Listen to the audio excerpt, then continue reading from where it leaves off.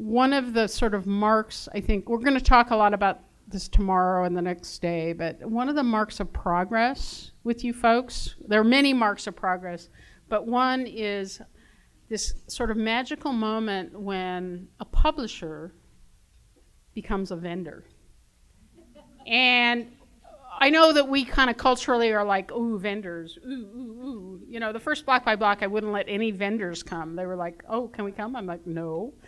But, you know, it's really wonderful to see that publishers are figuring out what publishers need. It's sort of like when you talk to your community and your public and figure out what they need, whether they're advertisers or they need business services. Publishers are starting to figure out what their peers need. So first of all, I want to mention AdGlue as a sponsor, Ben Ilfeld.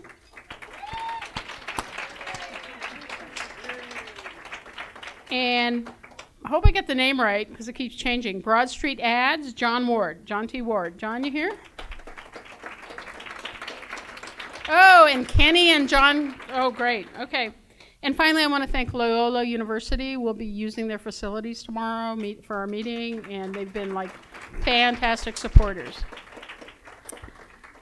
So that's me. That's what I've come here to do. I want to bring up Jay Rosen. Jay. Bring up Jay Rosen until we say thank you to the mother of us all. We would never be in this room. Thank you. Thank you.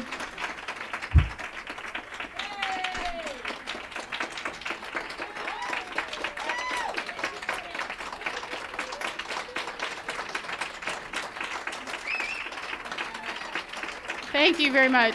Thank you. Of course, we wouldn't all be here if you weren't publishing, so thank you for that, because for me, it's all about local news, and you guys are delivering that, so thank you. Tonight, what we're going to do is hear from some people who we think have lessons for you guys.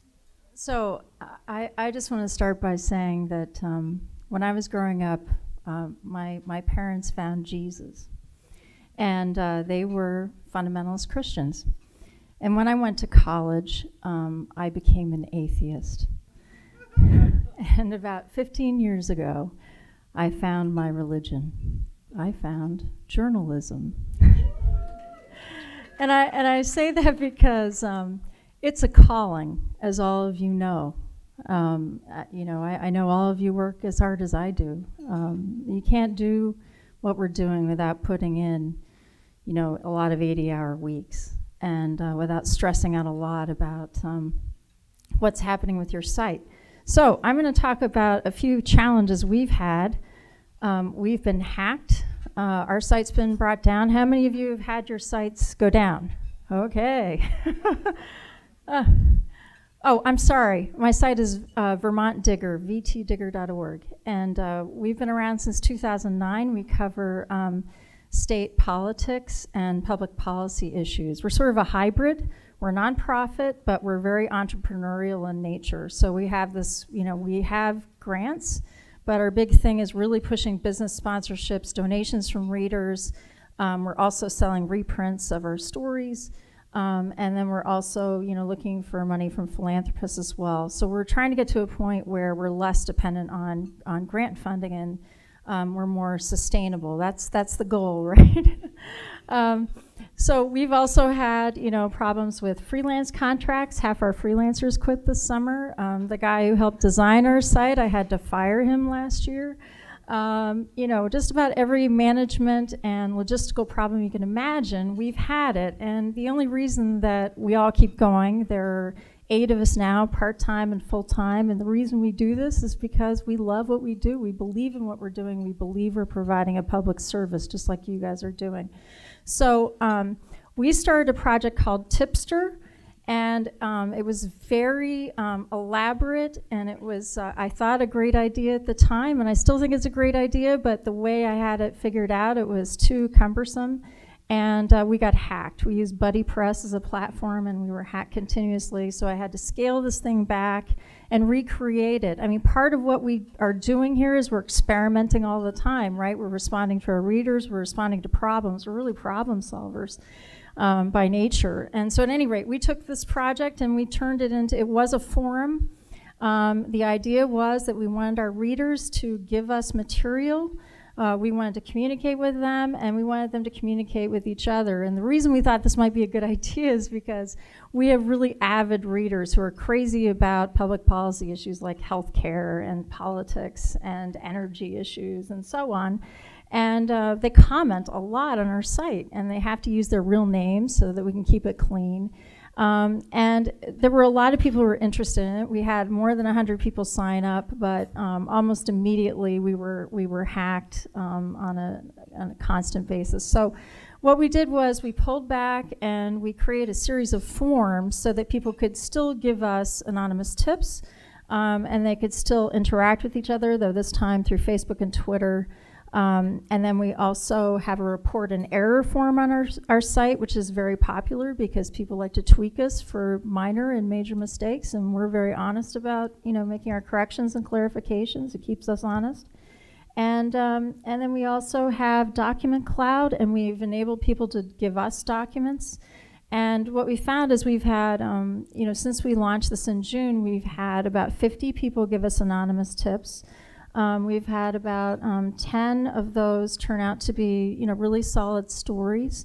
You know, the report and error thing is very popular. Our objective is to be transparent, you know, with our readers about what we're doing. So that was a big project that we tried to turn around.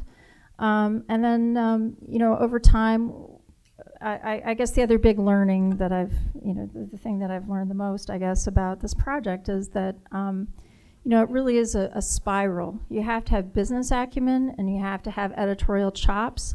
It's all about bringing readers in and enough readers so that you can raise the money to do the work. And if you forget about raising the money, you're really not doing your job. Last year, Michele put a pie chart up that showed, you know, how we should be spending our money potentially. It was an idea.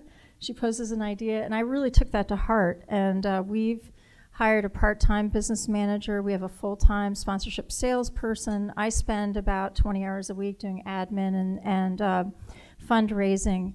And it's really important to invest time in the money side. The money side's super important. It's just as important as the editorial side. So that's anyway, thank you very much. RedbankGreen, it's in Red Bank, New Jersey, at the Jersey Shore. The real Jersey Shore. It's an upmarket community in the northeast corner of the Jersey Shore, and very unlike what you see on the Jersey Shore television show, I understand. And general interest newspaper, and we've been around for 6 years, and I'm glad to be here. I've only been out of Red Bank on a plane twice since I started RedbankGreen, and this is the second time. Both were for block by block, so this is great for me. This is my vacation. Since I was here last year, I think we had something of a breakthrough in one of my greatest frustrations, and that frustration has to do with ad renewals. We will often encounter, and I'm sure many of you encounter this as well, that at some point even a loyal advertiser just sort of loses his or her fizz for what you're doing. You know, we have really attractive ads. We have an ad rotator. We have great value for our ads. We try and make it as appealing as possible for people to advertise with us. But after a certain point, some of them just sort of wander off. And I think this is all about ad blindness and staleness and those kinds of issues. Now, I recognize that there are many other reasons that advertisers might not want to renew an ad, but this issue of ad blindness and keeping an ad fresh, or the difficulty in keeping an ad fresh, is really sort of been one of my focuses for a while. And I think we've come up with something that might begin to address that. One of my advertisers is a butcher. His name actually is Stu Goldstein. He's a second generation Brooklyn butcher who is transplanted to Red Bank. And if you go in Stu's back office behind his butcher shop, which is not something I recommend to anybody, you see a lot of grotesquerie back there. He's got bandsaws and pieces of meat and buckets.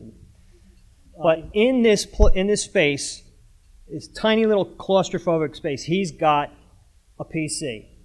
And his PC is always running, and it's always tuned in to either redbankgreen or Facebook. And I noticed in talking to somebody like Stu and other advertisers that this was often the case, that they had their Facebook running. And the other thing was, in talking to them and looking for ways to keep their ads fresh, we talked about these DIY kinds of approaches to, create your own ad, upload your picture, upload your flyer kind of stuff. Red Bank Green experimented for about 18 months with Flyerboard. Now, I don't know if anybody here is from Flyerboard, anybody has used Flyerboard. Basically, it's an approach where you can upload a flyer for a nonprofit organization or a small business, create your own ad kind of a situation, and you post it to a corkboard frame that is loaded into websites. Nobody ever used Flyerboard. And it could not have been cheaper, and it could not have been simpler. And in talking to my advertisers and just observing them, I realized the very simple explanation for this was that they have much more important things to do than tinker around with DIY ads. They want nothing to do with DIY. So how do you keep an ad fresh? Well, I had the idea at some point a couple of years ago that the thing to do was to create display ads, as we already do, very attractive display ads with GIFs and other kinds of goodies in them, and enable your advertiser to update the message, him or herself, from Facebook or Twitter. And I started talking to people about this, and I kind of thought it was such an obvious thing that it was out there that somebody must be doing it. And perhaps somebody is doing it, I don't know. But I was unable to find anybody to do it who was doing it. And then I had the very good fortune to meet a couple of young coders who were able to make this happen. They built the system in 3 weeks, and they created it for Red Bank Green, and I turned around and I went out, and I immediately was able to upsell my ads to a whole bunch of my advertisers.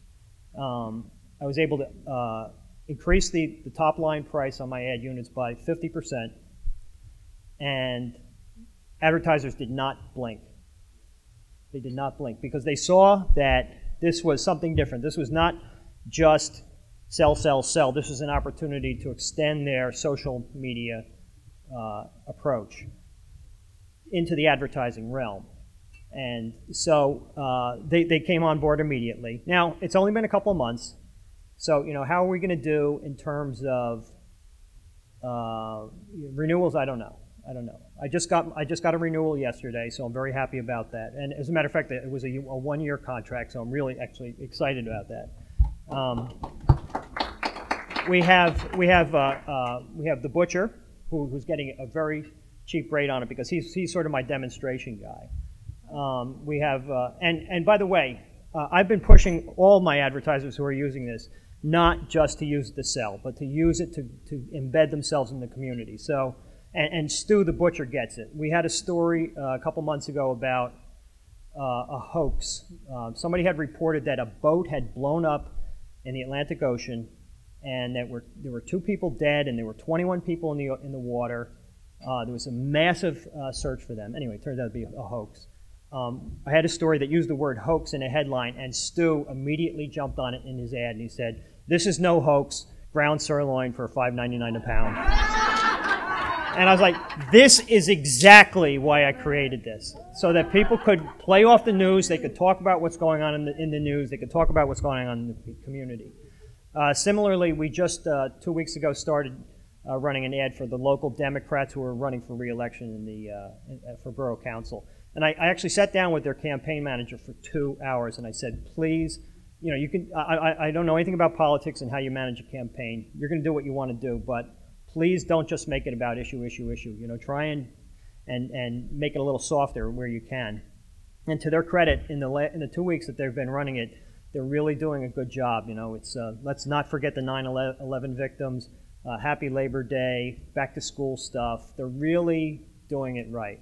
So we're starting to see getting some traction there. redbankgreen is doing well. This business that I've created with my two coders, Kenny Katzgrau and John Propezi, they are here. We are sponsoring, with EDGLA, we are sponsoring this, among the sponsors for this program. We will have a booth at the seminars tomorrow and Saturday. You will see that we have a very cool mascot, cutout mascot, that we hope you will have your photographs taken with. And so I'll really leave that business pitch to them, but I just wanted to really, my main idea in getting up here was really just to sort of underscore the importance of getting into the back office with your advertisers, getting to really understand what it is that they do, what the limitations of their time and their interests and so forth are, and trying to adapt your business to their needs as well as you can. Thank you. Thank you. I don't know how many of you know this, but I am no longer the queen of Baristanet. I left Baristanet in early July, and my business partner of 8 years, Liz George, is running it. So I've got a different, and running it very flawlessly without any problems, and I'm really proud that that we built a machine together that would go on, without, well oiled without me there, and two, that Liz was there from almost the beginning, like 2 months in, and so knew everything that I knew. So it's, but I've got a different hat because I've always been Debbie Galant of Baristanet. Now I am Debbie Galant of the NJ News Commons. So I'm going to tell you about that. So what happened was about a year ago, I was sitting on my porch in Glen Ridge, New Jersey, where I do a lot of my business, and this guy came by who I knew at that time only as he did the pro bono PR work for the local film festival. And so he came by and in sort of a cryptic way said to me, interesting things are happening at Montclair State. You should just be aware that interesting things are happening at Montclair State, and they could be good for Baristanet, and they could be good for you. And that was all he told me. It was like, one of those messages in the movies or something. Now, little did I know, he really is sort of a good poker player, that he actually was about to start working at Montclair State in the fall, and that he was really beginning to recruit me for this job that I have now, and it just took, a year basically for this to happen. And the sort of backstory behind all this is that the New Jersey Network, which was the public television station for New Jersey, Chris Christie, our very famous governor, had decided a couple years ago that the state shouldn't be in the public television business. And a big meeting was convened by Chris Daggett of the Dodge Foundation in Newark a couple years ago. There were lots of honchos, the head of WHYY and WNYC and Star Ledger and little me. I don't know why they invited me, but I think it had something to do with Jeff Jarvis. And we were talking about what was the future of journalism in New Jersey. And the fact that the Star Ledger had the newsroom of the Star Ledger was half the size that it had once been. And my husband works for the Associated Press, and so at one point I said, why don't we have some kind of a news co-op for New Jersey where we would use all the people, the small organization, instead of just being the newspapers, which was the old model of the AP. It would be everybody in the ecosystem, and we could share information, and that would make more sense in a time of scarce resources. Well, I mean, it was just one of those, I have an idea a minute. So that was the idea of that minute. But Jeff Jarvis and Chris Daggett loved the idea. They pitched it to a night news challenge. They didn't get that one, but they kept working on it and kept working on it. And while I was here last year, or after I was here last year for Block by Block, I was fortunate enough to be part of the Super Camp experience. And during that whole, which I remember that Rusty was saying, the first question was, what's your exit strategy, right? And nobody wanted to think about exit strategy, and it really wasn't. But during the course of that, where we were really trying to come up with a 100-day plan and think about our futures, it really kind of, my group said, pursue that. That seems like an interesting thing. And one of the reasons it seemed like an interesting thing was not just because I had come up with the idea myself at this big meeting, but because over the years I've been invited to many, many conferences and things that Jay has done and Jeff has done and various things. And, I've gotten really into the meta side of, of this business, the stuff that Jay is into and Jan is into and Rusty and Janet are into. I've been in these conversations and I kind of liked it. So I pursued it and I let them know I was interested in this, which is something you had to do, and it kind of seemed a little bit nervy to make an appointment with Chris Daggett and the Dodge Foundation and say, hey, I know this is going to be a job at some point and, I want it. And,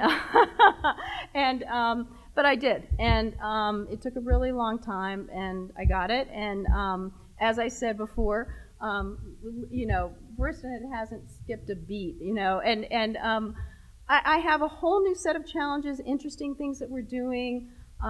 We have a thing that we're going to be kind of announcing an online news association with a vendor next week. We're really excited about Jan's program. So there's really, and it's very cool. It's like a whole new set of challenges because basically what I'm trying to do is to get all the news organizations in the state of New Jersey to work together. And that includes Patch. I mean, I can't be the pure indie that all my friends want me to be. But we're getting money from. We got a night grant and the Dodge grant, and we can't play favorites. We have to be, pure across the line. So it's a lot of interesting challenges, and I think there are two lessons. I was going to say, what's Okay, the lesson is that all these, whether or not your business turns you into the next Mark Zuckerberg, and you're going to make that, grand slam home run, that's going to bring you a lot of money, or you're just going to keep struggling. All this stuff that you're doing is one skill after another. I mean, have so much more under my belt than I did when I started this thing, 8 years ago. That's number one. These are transferable skills, and they're interesting things you can do with them. And then the other one is that, build a sustainable machine. And really the fact that I could leave and know that BrisNet was just fine, and that it really didn't require me anymore, was just a real feeling of, a good feeling, really great feeling. So that's my story. I'm sticking to it. Thank you. It's an honor to be here. This is my first Block by Block, so I hope I don't get too drunk. I have 6 local blogs in the South Seattle area. The flagship is called the B-Town blog. We've won Best Hyperlocal Website from the Society of Professional Journalists in the Northwest for 2 years in a row. So, thank you. And the funny thing is, my career was as a television comedy writer. I worked on a couple of different comedy shows. Just saying that's funny, apparently. Once you tell somebody you do comedy, they start laughing. But probably the biggest show was Bill Nye the Science Guy, a kids' educational show. And then spent 6 years in Hollywood. But anyway, long story short, in 2007, I was getting into internet websites, and I registered a bunch of domains. And I had the big idea of doing comedy websites. So I had a bunch of comedy websites. They weren't getting anywhere. I realized that one day I was looking for something to do in our neighborhood in Burien, which is south of Seattle, west of SeaTac Airport. If you drive west of SeaTac, listen for gunshots and you're in Burien. It's a community of about 50,000 people. So I did a Google search, and what I found was a 3-month-old listing from the local newspaper, which had a terrible website. So the West Seattle blog is kind of the godfather in the Seattle area. They had started, 3 years before, I think, 2004. And so I said, well, this community needs a blog. So I started it as a hobby, and 6 months later, I got a phone call from somebody saying, do you sell advertising? Oh, of course, yes, yes we do. What's your budget? And so a business mentor said, you should try this as a business. Other blogs are starting up in the area. Why not try it? So I dove in, got an office, same office we have now. Our rent is $400 a month. We pride ourselves on very low overhead. This is how we're going to outlast everyone. So it was a one-man operation. I did writing. I tried to do code, but I failed. I brought the site down a couple times. We used WordPress out of the gate, so we lucked out there. But what I'm getting to is a point where hopefully there's a lesson here. It's a pretty obvious lesson. It's about networking and being embedded in the community. So in the spring of 2008, I started appearing at the local farmers market. So we would have a booth there. And people go, why would you, what are you selling? And, well, no, we were just kind of a outreach. So at this booth, I would meet people. I met almost every council person. I know almost every business leader in our community. And one day, this woman came by and said, I love the blog.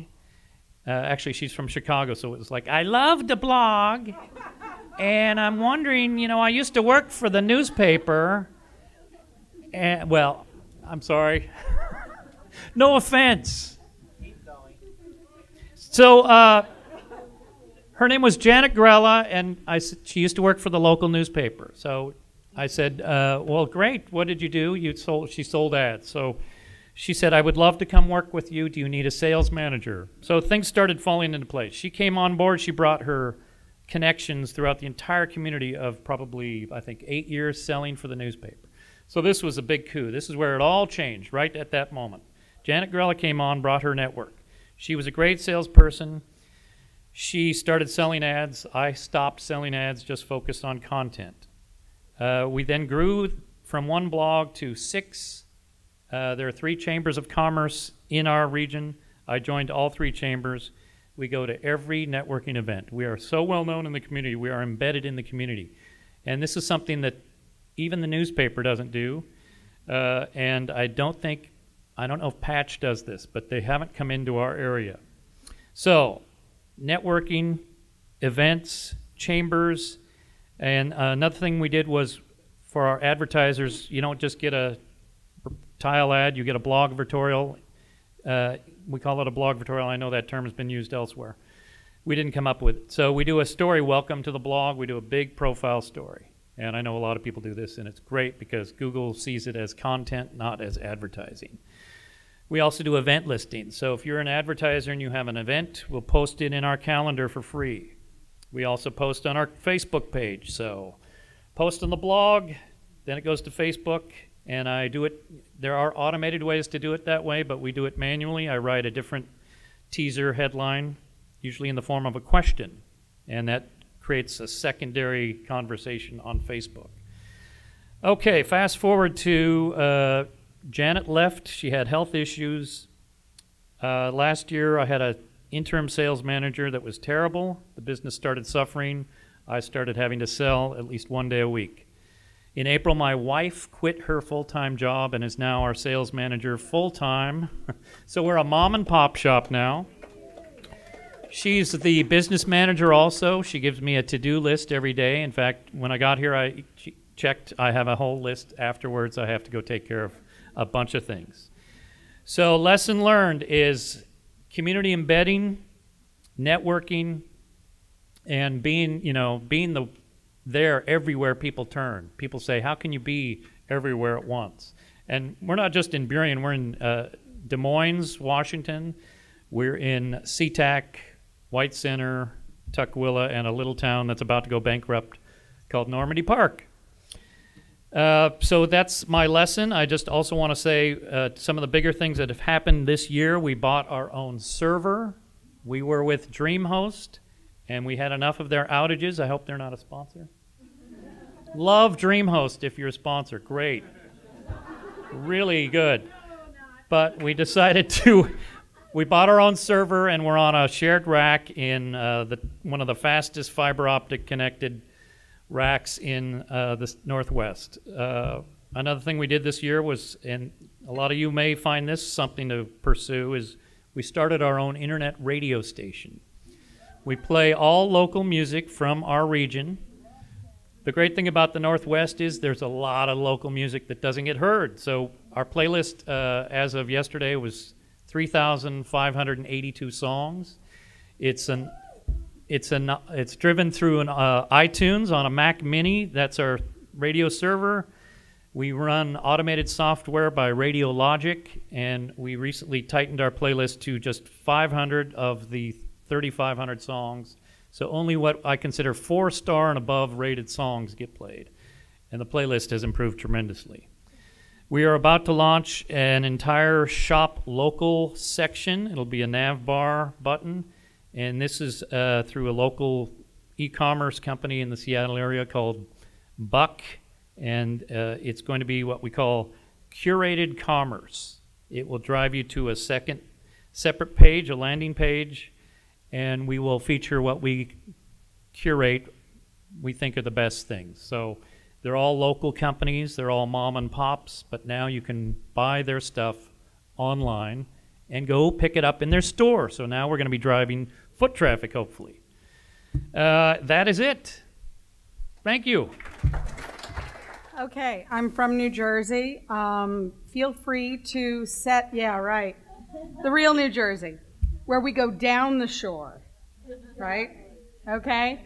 So even though I'm from New Jersey, you can take the story I'm about to tell you and you can set it to your favorite country western song.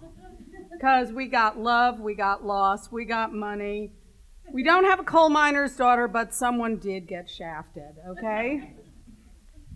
We had a fabulous year editorially at myveronanj.com. We're about 18 miles outside west of New York City. We had a couple that were on the Costa Concordia who lived next to my dog trainer. And she texted me and said, a couple that were on that boat live next to me. Do you want to talk to them? Hell yes. We had parents who went as chaperones on a 5th grade school field trip with alcohol. Yeah. Several thousand page views later, that story is still going and has resulted in a new chaperone policy at the Board of Education. Yeah. And that's sort of been the story editorially, that we have become that place where people expect to see things that are happening in their community. And they know that if they call me up or they send me a text message or send me an email and say, did you know? We will make sure that we track that story down and get it out in front of the community. Now, we're a very small town, 13,500 people, okay, surrounded by a lot of other towns in a suburb of New York City. We've got 2 weekly newspapers. We have a patch site, patch together site. Right. But you know, we're up against a lot of competition, and this was sort of my vision. I came out of 25 years in traditional media, although I have been working in internet journalism since 1995, so I know enough about code to really screw up my site. But like most of you in this room, I find myself wearing multiple hats on just about any hour of any day of the week. So when somebody comes to you and says, hey, I can do X, you say, wow, thank you, okay? You can do X. And over the last 2 years, we started in December 2009, I lucked into an absolutely fabulous photographer who also had a day job in sales. Now, I should preface this by saying I am one of 4 sisters. 2 of us inherited my father's knack for selling anything to anyone at any time. And 2 of us, and I am among the latter group, are completely clueless. Okay? That's why I'm a journalist, because I don't have to sell anything to anyone. I just write stories about them. So I was more than happy to turn over responsibility for developing the ad sales side of the business to someone who knew about it. And that was great. We had a great year last year. We had the photo contest. We built up our advertising traffic. And in the course of things, the wonderful photographer also became my partner in a lot of other things. And that worked great too. Until this February, when my dad died, and in the same week, the boyfriend decided that he needed a new change of life. And that happens. I mean, in 25 years in journalism, I have hired and fired more people than I can think about. I've had reporters punk out on huge stories at deadline. You will entrust people to do things for you, and they will fail. They will not be up to the task. But what I discovered in all of this is that I began to hear my dad's voice in my head. And all of the lessons about ad sales that I had been around my whole life, and business sales, came to me, and I realized that in many ways the skills about building that side of the business were not that different from the skills that I had to have as a journalist. They're not. They're not.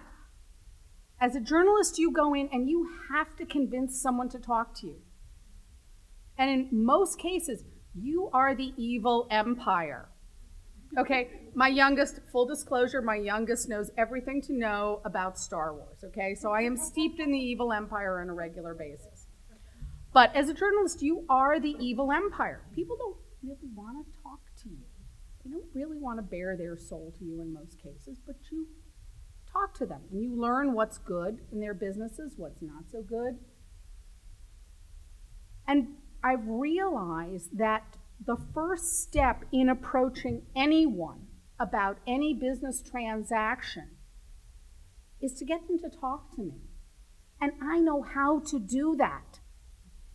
I still really suck at asking for the close, but I know how to get them to talk to me. And I'm getting better at asking for the close. I'm getting better because I'm going in front of them and I'm saying, okay, I've heard your story. You know what? I have a bunch of solutions for you, some things that I've tried. Now, this has nothing to do with advertising on my site. But these are some solutions, and out of this, they can take away a few things. Oh, by the way, if you want to reach a couple of thousand people every day, I have them. And they come back on my site every single day. I have 65% repeat traffic. I mean, I'm kind of like the crack cocaine of my area. My job for the next year is not to be the ad sales person, because I'm never going to be good at it. I mean, I'm never going to be great at it. I'm never going to be as great as my dad was. I'm never going to be as great as 2 of my sisters are. But I'm not so awful. And I can be a better leader of that side of my business. And I can use the skills that I have as a journalist to bring up that side of my business to be as good as my editorial content. And I think every one of you have that skill as well.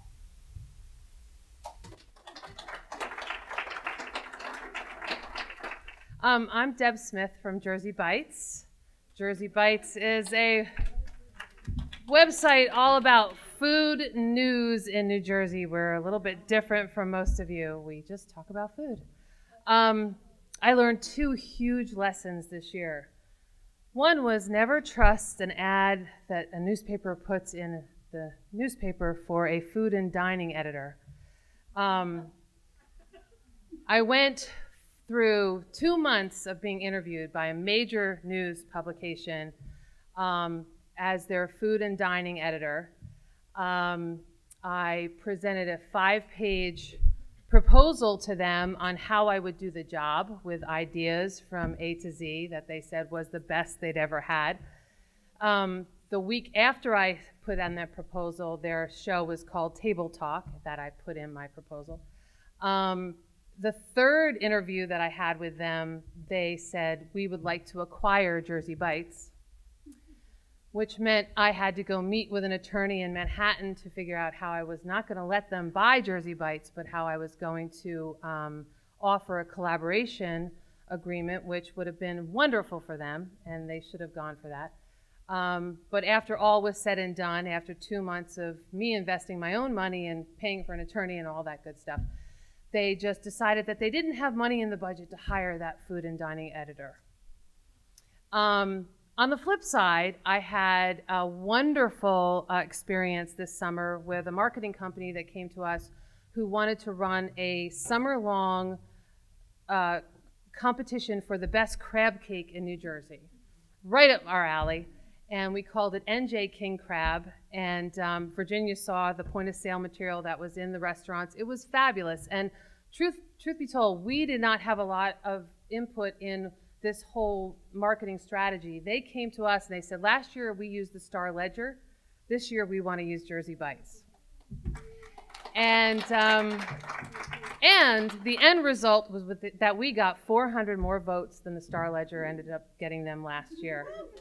And they are thrilled and they want to do more things with us. And so you can win some and you can lose some, and it's good to be on the winning end. And don't ever apply for a job with a newspaper. That's all I say.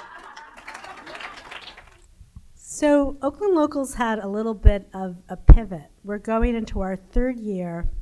We have this very crunchy social justice website focusing on underserved communities. A lot of our readers are under 35. We're a nonprofit, and none of the local community foundations want to give us any money. And they're not giving anyone like us any money either. So grants have not been working so good. We sell ads, but what I want to talk about the lesson is that we've really stepped up our training. And the training has really been a very powerful revenue source for us. And the people we're focusing on with training are people in the small business community. So we've been so successful with workshops and social media clinics and having a team that helps small businesses develop a Facebook or social media marketing presence that we're launching something this month called Oakland Local Business Academy. We're actually focusing on working with small businesses to help them get packages that they can commission to really get them up and running in terms of marketing. Oh, and incidentally, they include ads on Oakland Local. So I think the lesson here is, really pivot and be agile. Think about where your best revenue and your best return is. We have great community presence. We're in a community that's not very affluent, who doesn't know a lot about online ads, they're not very sophisticated. So if a training package is actually a much more appealing offer than just saying, well, you can put an ad up, even a really cheap ad that gets great click-through. They don't necessarily get that.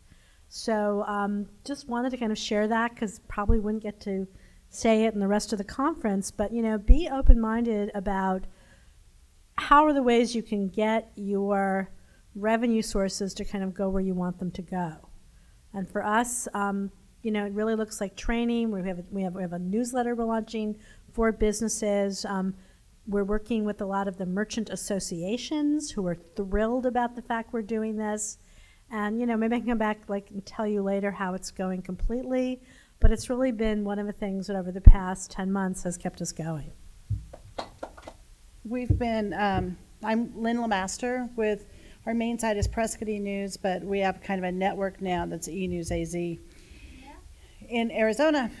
And our main area of where we work is in Prescott. So one of the things I want to encourage people to do is use technology as much as possible. And I mean, I travel with my iPhone. I have a recorder app on so I record everything. I've been recording tonight. Take notes here. You'll usually see me with a flip video camera in my pocket, a camera,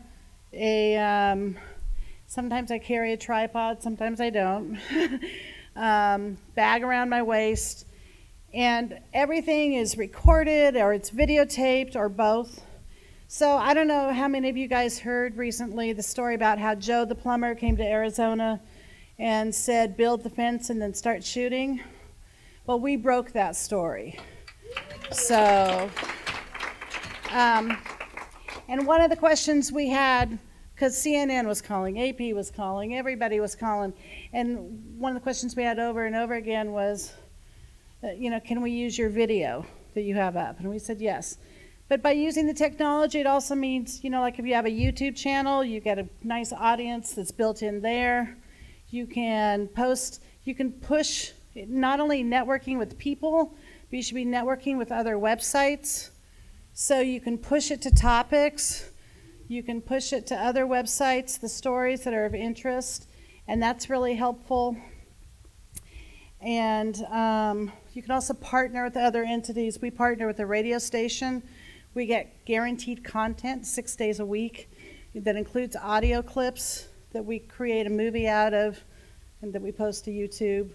And it's kind of a partnership in that way too. So I guess my lesson is to partner with as many entities as you possibly can, be as accurate as you can, and use the media that you have at your fingertips. So. Scott Brodbeck from ARLnow.com in Arlington, Virginia, BethesdaNow.com in Bethesda, Maryland. I have a technical one. By a show of hands, who here was affected by the GoDaddy DNS outage this week? Those of you who were not are very lucky. It was very frustrating. Even though I have a dedicated server through another host, I didn't switch my DNS, and that was the first mistake. Second mistake is if you're going to go with another DNS provider, let's say Amazon or someone else, do not do it late at night after drinking. Do not change your name servers late at night after drinking, because sometimes you will get it wrong and then your site will be out for most of the day for half your readers. Very hard lesson learned today, but that's all I have. Concise. I have a similar, or kind of similar, I don't know about the drinking part, but we do a lot of that. I forgot to, at our, 9-month thing, I forgot to renew our domain, and we woke up one morning and our site wasn't there, and that would be my fault. So I spent from 6 a.m. to 7:30 a.m. in a dead panic, freaking out that somebody had bought our domain name or had been waiting on it or whatever. So I bought it for 5 years after that. So you can do that. I won't worry about that for 4 more years. Go ahead. And whatever your name is, buy that domain too, because last year we had a prophetess named Glennis Bethel. She's been in the headlines in a lot of papers, but they came to town and tried to enroll their children in Brentwood schools, and they were from from Alabama. And anyway, a huge story, slapped a Nashville policeman, actually was just in court in Nashville last week. But we wrote about her, and so all of a sudden there was a SusanLeathers.com, and I was the witch bitch from hell.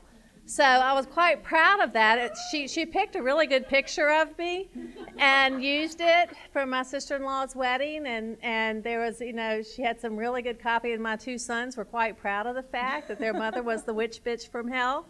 But for a year, SusanLeathers.com belonged to Glennis Bethel, and it just died, and the minute it died, we bought it. So that is... that's a little bit of advice. So if you are known in your community, and And we really have established ourselves, and we are known. So we now own Kelly Gilfillan and Susan Leathers and everything else we can think Twitter of. and Facebook. But we do have another piece of advice, just for reference. Our site, we're on our 4th year. We are in a suburb of Nashville. We discovered Block by Block last November, and when we started, we thought we were the only person in the world that had a hyperlocal online newspaper. And so we were thrilled to discover this. And look how many there are. I know. So cool. But the biggest advice we can give is to seek help. 6 months after we launched, Sorry, I'm Vanna. all kinds of help, but Not that kind of help. I'm the editorial side. Kelly is the business side. We're 50-50 partners. We're very anxious to go to the partner thing tomorrow. But 6 months after we launched, we formed an advisory board. How many of your sites have advisory boards?